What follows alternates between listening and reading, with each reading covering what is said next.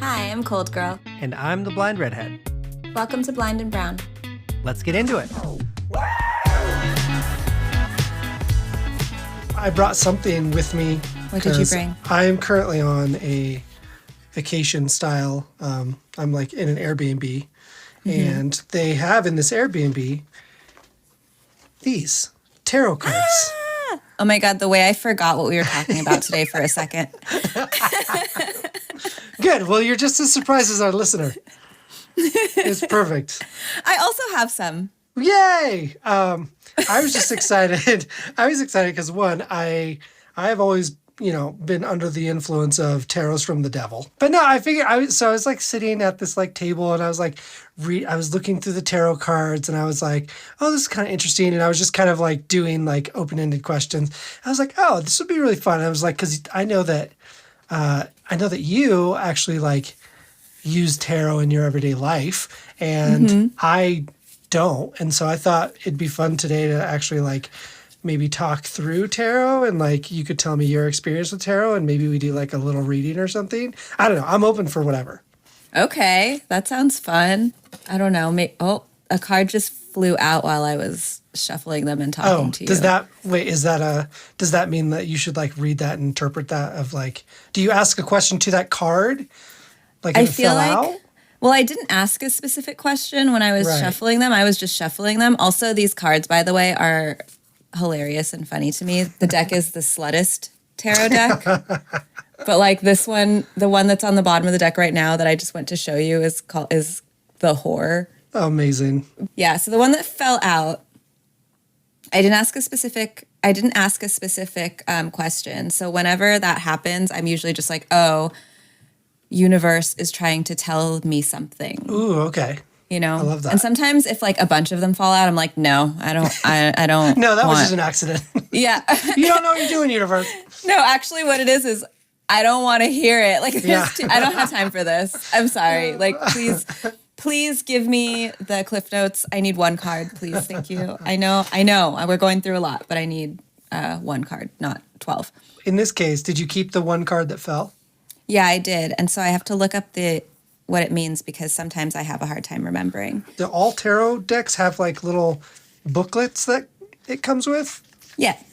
It's so cute. So I officially think that we need to make a tarot deck of our own and make an accessible tarot deck.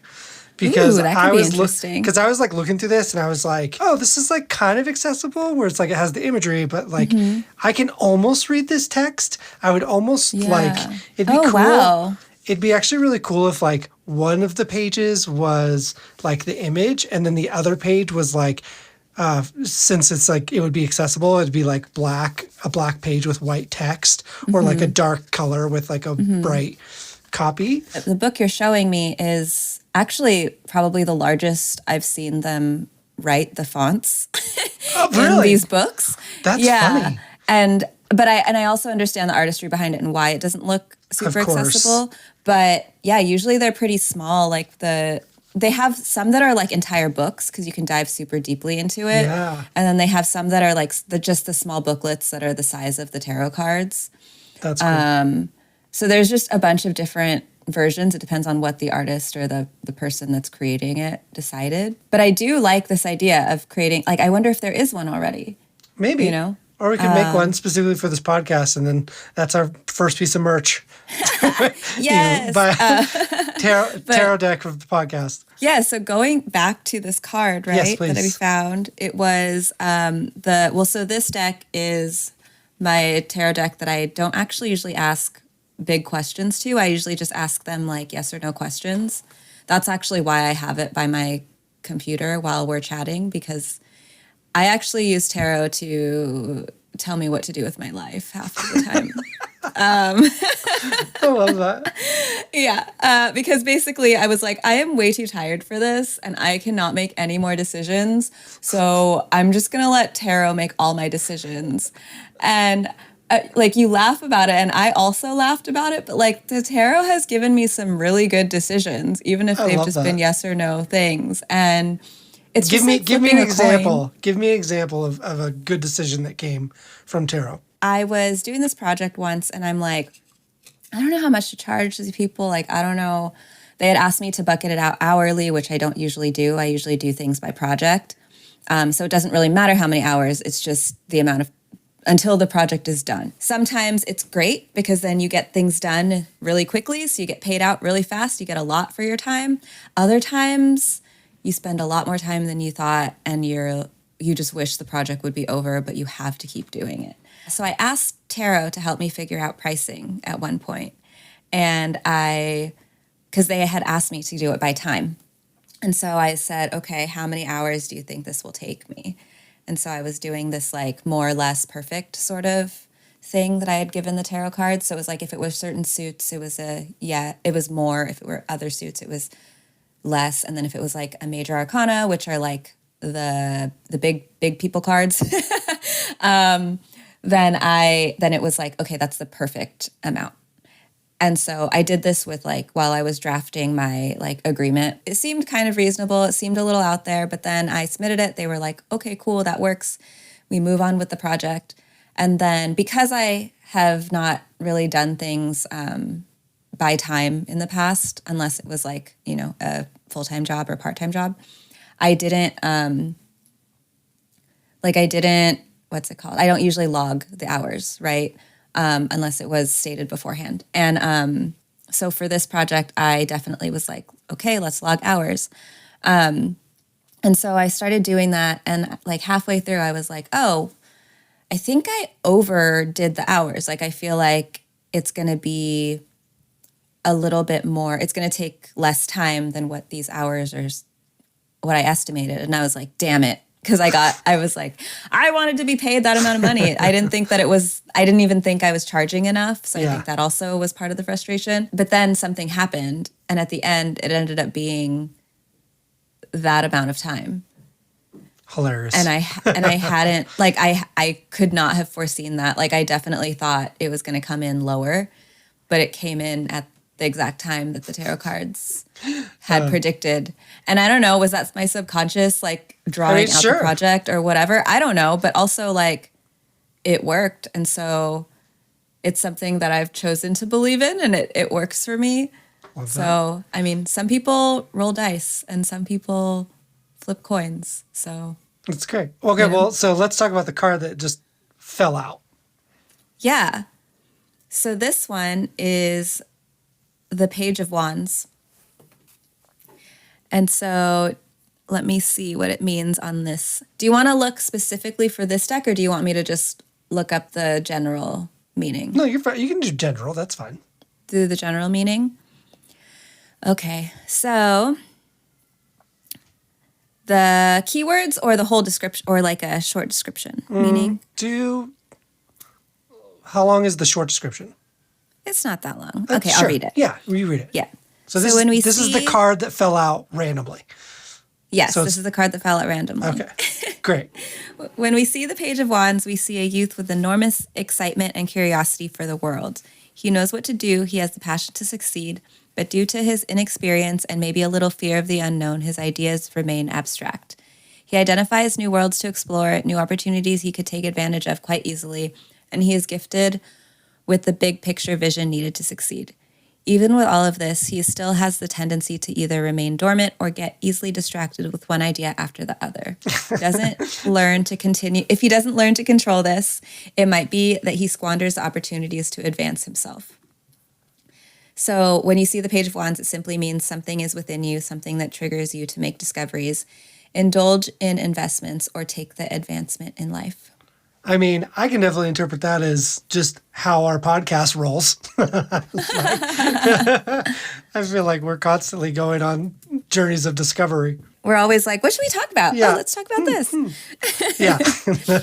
Yeah, it's cute. That's cool. And then, I love that. Yeah, and so in the card that I pulled, it's got like this really skinny David Bowie-esque person with like a bare chest, but like this cardigan with fur. Perfect. Okay. Yep. On the top, Got it. the collar and the sleeve, the bottom of the sleeve. That's sexy. Indulgent, living their best life. I love that. It's amazing. Yeah. Yeah. That's really cool. Tarot fascinates me for sure. I love the form of interpretation that you get to do. And it's like creative and also like circumstance can feel destined. And I think that's kind of what you were talking about earlier of like kind of like the pricing where it's like almost like a confirmation for yourself without having to like search too much further for it. Right? Like, because if I didn't believe it, like we all have free choice. And so Yeah, it's like, yeah. or I believe that. So it's like, if I didn't believe it, I'd be like, no, let me try again. You know? Or like, Yeah. I don't know, I'm just going to do it this way instead. Yes. And then either way, it gives you that reflection. Okay, that was what I was actually thinking. I'm going to choose to believe this or I'm going to choose to believe myself. Either way, you're making a decision for yourself. That sounds good to me. Interesting. Yeah. I love Yeah. it. What have you been doing with the tarot cards since you've arrived at your magical Airbnb? Yeah. Well, for me, I honestly, I found them and then I was like, I've never looked through and like opened up and like understood it. And so I started reading through the guide of how it like tells you to use them. And then, I did like the past, present, and future cards. Like I did like the 3. And so, you know, you lay down 3 cards, you don't know what they look like. And then you ask a question that's kind of like, what do the next steps in my career look like? And, okay. and so the past, the card ended up talking about having like a stable foundation in what I already know. And then the present talked about like a contemplative card, and I was like, oh, that's very like relevant. And then the future card said celebration. And so I was like, okay, cool. I was like, so I have a solid foundation. I'm contemplating a new role and I'm hopefully going to be celebrating something soon. But so Exciting. I don't know. Yeah. So, but again, it's like, it's funny, right? Because I'm like, well, also like there's a lot of other words on those cards and I could also just be wanting some affirmation of what I actually want to manifest in my own like space. Like I am a firm believer in manifesting positive and good things in your life. I don't know. I'm open. I'm open to everything. But I mean, I think if any, like, I think you're right. I think that like, yeah, you do gravitate towards certain words. And I think that's the point. I think like the point is that like you are listening to what you're intuiting and the cards are just there to help you, yeah. you know, is the way that I always see it is, because I think, I don't know, I've been working with tarot cards for a really long time at this point, not super long, but maybe like 5 or 6 years now. I know that this is not my like expertise or medium because I don't remember what these cards mean all the way still. Right.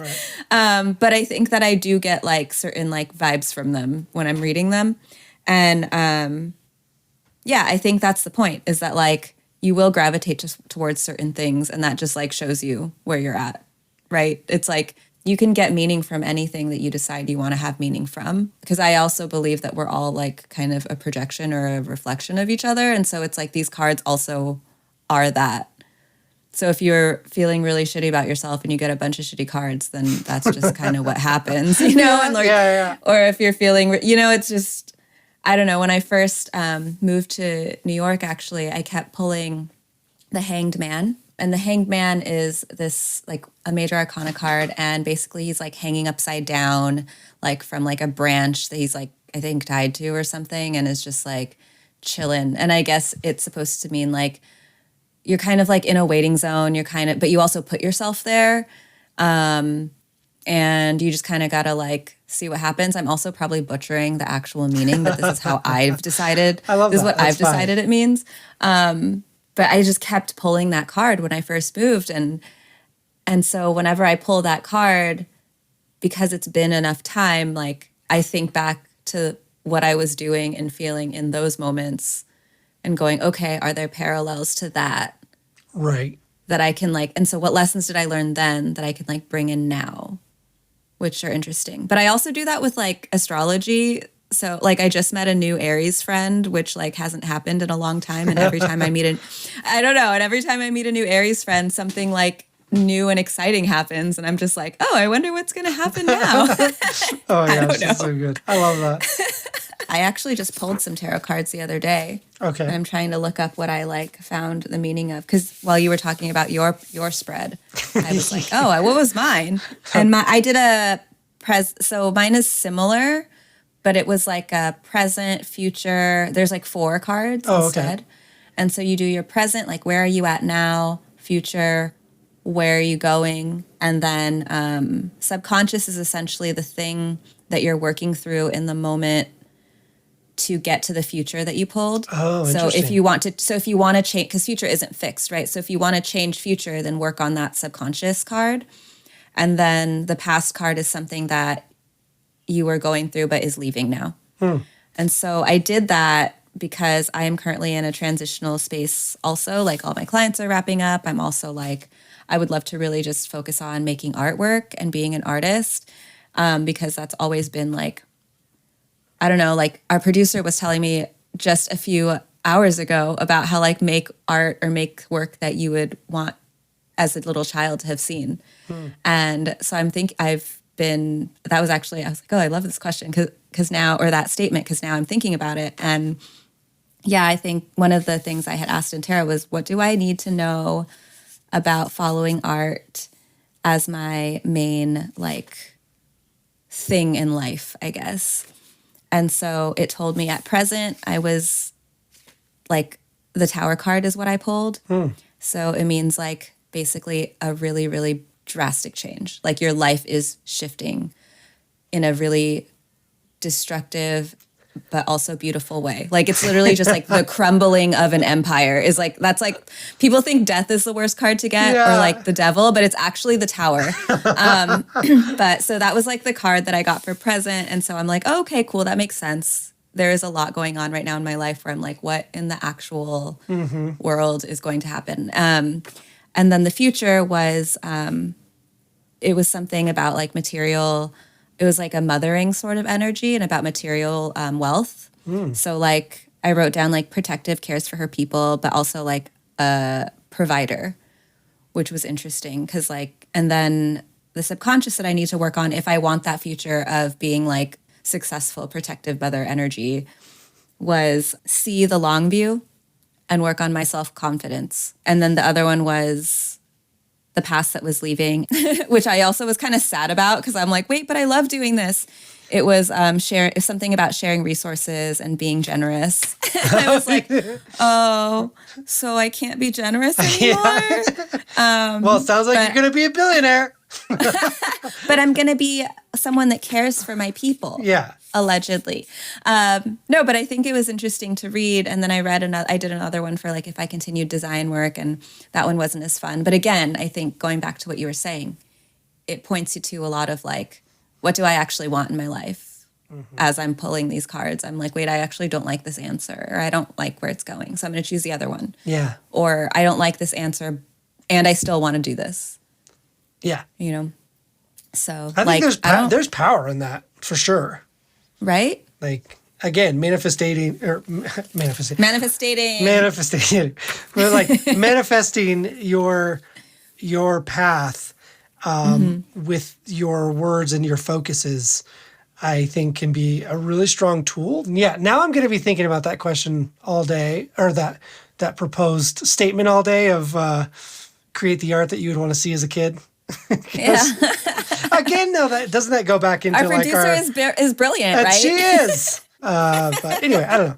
Well, this was fun. I'm excited to explore more about tarot cards. I think maybe in the future we'll do like we could have our audience member call in and we'll do a tarot reading or something with them. Ooh, or we could get someone that actually is a professional reader and actually have them on the podcast and do an interview with them. And maybe bring in an expertise instead of me trying to fumble through a guide. Right. I think that would be also best. am kind of a fan. Yes, we could do that. I'm here for that too. And I'm also here for making up our own answers. Because I also think that's kind of fun. Yeah, this is coming from I just had to explain and then I'm done.